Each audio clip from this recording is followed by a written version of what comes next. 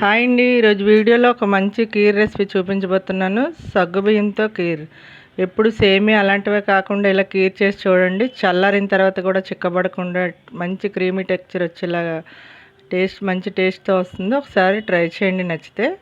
ముందుగా సగ్గుబియ్యం తీసుకోవాలి. ముప్పావు కప్పు సగ్గుబియ్యం తీసుకొని ఒక ముప్పావు గంట నానబెట్టుకోండి. ఒక గంట నానినా పర్వాలేదండి.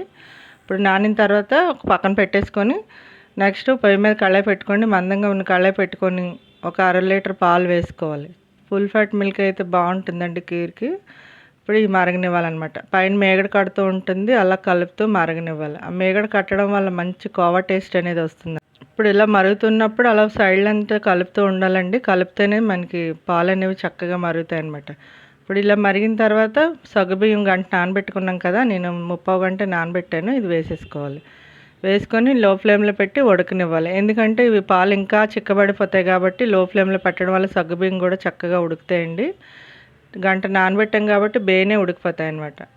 సరే పైన ఎంత లేయర్ అనేది చక్కగా మేగడలాగా వచ్చింది కదా. ఒకవేళ మీకు ఇంకా చిక్కగా అనిపిస్తే ఒక చిన్న గ్లాస్ వాటర్ వేసుకోండి.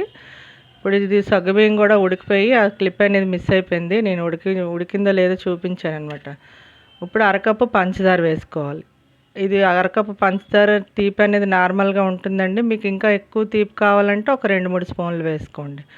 ఇప్పుడు కస్టర్డ్ పౌడర్ తీసుకోవాలి. ఒక్క స్పూన్ తీసుకొని కాచి చల్లారబెట్టుకున్న పాలు వేసి కలుపుకోవాలి. మీరు అనుకోవచ్చు కస్టర్డ్ పౌడర్ లేకపోతే ఎలా అనేసి. మిల్క్ పౌడర్ ఉంటుంది కదండి, 5 రూపాయల ప్యాకెట్, అది కూడా వేసుకోవచ్చు. ఏది లేదనుకుంటే ఏమి వేయకుండా కూడా చేసుకోవచ్చండి.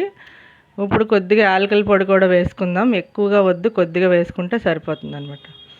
ఇప్పుడు ఈ కస్టర్డ్ పౌడర్ ఈ 2 వేసిన తర్వాత ఒక 2-3 నిమిషాలు ఉడికిన తర్వాత దించేసుకోవడమేనండి. లాస్ట్లో ఇంకా మనం డ్రై ఫ్రూట్స్ అవి యాడ్ చేయలేదు కదా, కొద్దిగా జీడిపప్పు, కిస్మిస్ నేతిలో వేయించి వేసేసాను. ఇంకా అవన్నీ వీడియో తీయడం ఎందుకనేసి నేను డైరెక్ట్గా వేసి చూపించాను అనమాట. అంతేనండి, సగ్గుబియ్యంతో కీర్ రెడీ అయిపోయింది. ఇది చల్లారిన తర్వాత కూడా చిక్కబడకుండానే ఉంటుంది. ఇలా చేసి చూడండి, టేస్ట్ అయితే చాలా చాలా బాగుంటుంది. ఇప్పుడు మీకు చూపిస్తున్నాను చూడండి, బౌల్లో వేసి చక్కగా వచ్చింది కదా. మీ వీడియో మీ అందరికీ నచ్చిందని అనుకుంటున్నాను. ఈ వీడియో నచ్చితే లైక్ చేయండి, షేర్ చేయండి.